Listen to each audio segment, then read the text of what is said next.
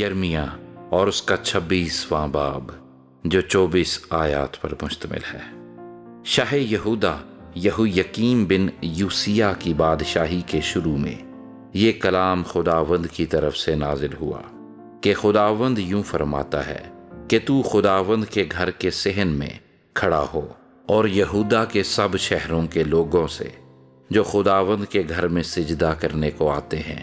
وہ سب باتیں جن کا میں نے تجھے حکم دیا ہے کہ ان سے کہہ دے، ایک لفظ بھی کم نہ کر،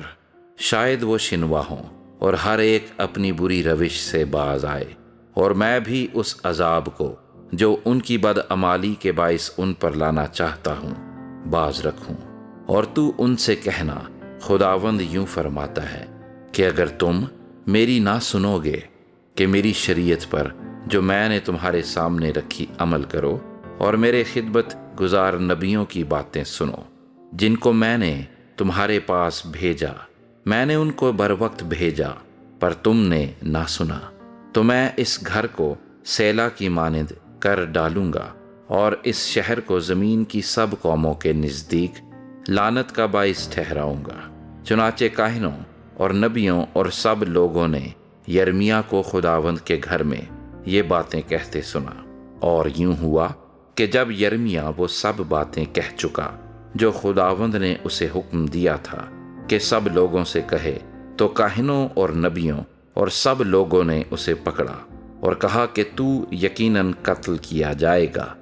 تو نے کیوں خداوند کا نام لے کر نبوت کی اور کہا کہ یہ گھر سیلا کی مانند ہوگا اور یہ شہر ویران اور غیر آباد ہوگا۔ اور سب لوگ خداوند کے گھر میں یرمیہ کے پاس جمع ہوئے،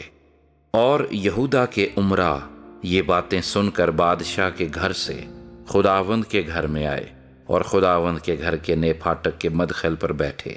اور کاہنوں اور نبیوں نے امراء سے اور سب لوگوں سے مخاطب ہو کر کہا کہ یہ شخص واجب القتل ہے، کیونکہ اس نے اس شہر کے خلاف نبوت کی ہے، جیسا کہ تم نے اپنے کانوں سے سنا۔ تب یرمیہ نے سب امراء اور تمام لوگوں سے مخاطب ہو کر کہا کہ خداوند نے مجھے بھیجا کہ اس گھر اور اس شہر کے خلاف وہ سب باتیں جو تم نے سنی ہیں نبوت سے کہوں۔ اس لیے اب تم اپنی روش اور اپنے اعمال کو درست کرو اور خداوند اپنے خدا کی آواز کے شنوا ہو، تاکہ خداوند اس عذاب سے جس کا تمہارے خلاف اعلان کیا ہے باز رہے۔ اور دیکھو، میں تو تمہارے قابو میں ہوں، جو کچھ تمہاری نظر میں خوب و راست ہو مجھ سے کرو، پر یقین جانو کہ اگر تم مجھے قتل کرو گے تو بے گناہ کا خون اپنے آپ پر اور اس شہر پر اور اس کے باشندوں پر لاؤ گے، کیونکہ در حقیقت خداوند نے مجھے تمہارے پاس بھیجا ہے کہ تمہارے کانوں میں یہ سب باتیں کہوں۔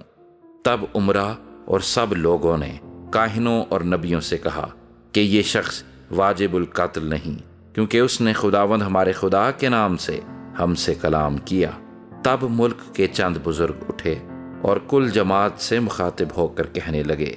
کہ میکا مورشتی نے شاہ یہودا حزقیہ کے ایام میں نبوت کی اور یہودا کے سب لوگوں سے مخاطب ہو کر یوں کہا کہ رب الافواج یوں فرماتا ہے کہ سیون کھیت کی طرح جوتا جائے گا اور یروشلیم کھنڈر ہو جائے گا، اور اس گھر کا پہاڑ جنگل کی اونچی جگہوں کی مانند ہوگا۔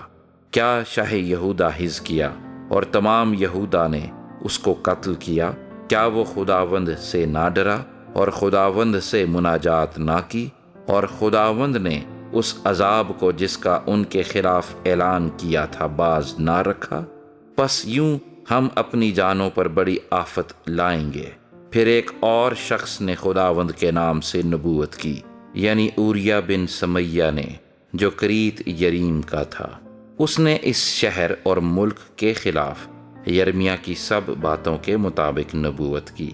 اور جب یہویکیم بادشاہ اور اس کے سب جنگی مردوں اور امراء نے اس کی باتیں سنی تو بادشاہ نے اسے قتل کرنا چاہا، لیکن اوریہ یہ سن کر ڈرا اور مصر کو بھاگ گیا۔ اور یہویکیم بادشاہ نے چند آدمیوں یعنی الناتن بن اکبور اور اس کے ساتھ کچھ اور آدمیوں کو مصر میں بھیجا اور وہ اوریا کو مصر سے نکال لائے اور اسے یہویکیم بادشاہ کے پاس پہنچایا، اور اس نے اس کو تلوار سے قتل کیا اور اس کی لاش کو عوام کے قبرستان میں پھینکوا دیا۔ پر اخیکام بن صافن یرمیا کا دستگیر تھا تاکہ وہ قتل ہونے کے لیے لوگوں کے حوالے نہ کیا جائے۔